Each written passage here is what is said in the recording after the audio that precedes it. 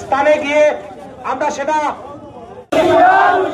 এই মৌলবাদী হুঁশিয়ার, এই জিহাদিরা হুঁশিয়ার, এই মৌলবাদী হুঁশিয়ার হুঁশিয়ার। সবাই একসাথে বলবেন জয় জয় শ্রীরাম। হর হর মহাদেব, হর হর মহাদেব।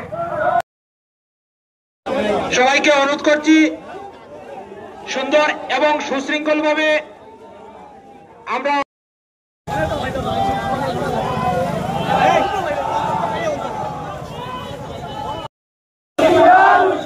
এই মৌলবাদী হুঁশিয়ার, এই জিহাদিরা হুঁশিয়ার, এই মৌলবাদী হুঁশিয়ার, হুঁশিয়ার হুঁশিয়ার, এই ইসলামিক মৌলবাদী হুঁশিয়ার, হুঁশিয়ার হুঁশিয়ার, এই ইসলামিক মৌলবাদী হুঁশিয়ার, হুঁশিয়ার, এই ইসলামিক জিহাদিরা হুঁশিয়ার, হুঁশিয়ার হুঁশিয়ার। একই নারা একই নাম, জয় শ্রীরাম।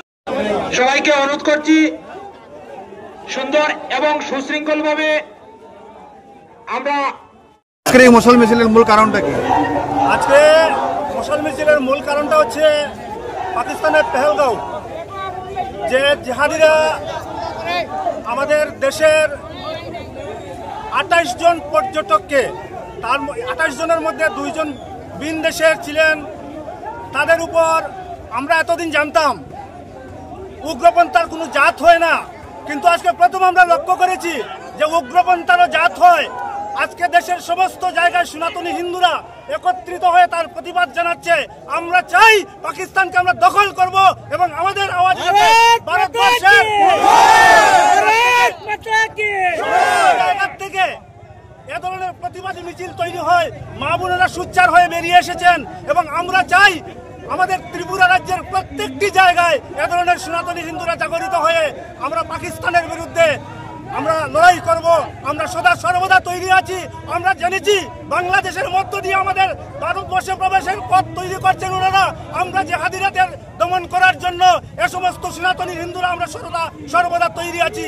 এই মিছিলের মাধ্যমে, আমাদের মিডিয়ার মাধ্যমে আমরা এটা সাধারণ ত্রিপুরাবাসী নয়, গোটা দেশের কাছে, বিশ্বের কাছে আমরা প্রমাণ করতে চাই আমরা হিন্দু সদা সর্বদা জাগ্রত, নিজ ধর্ম রক্ষার জন্য আমরা প্রত্যহ আমরা ঘুমাবো না, প্রতিনিয়ত আমরা আমাদের সংগ্রাম জারি রাখবো পাকিস্তানের বিরুদ্ধে। আমরা মেনে নিতে পারছি না সেই পাকিস্তানের পেহেলগাম হামলায় আমাদের ভারতবর্ষের যারা নিহত হয়েছেন। আমরা চাই তার প্রতিবাদ।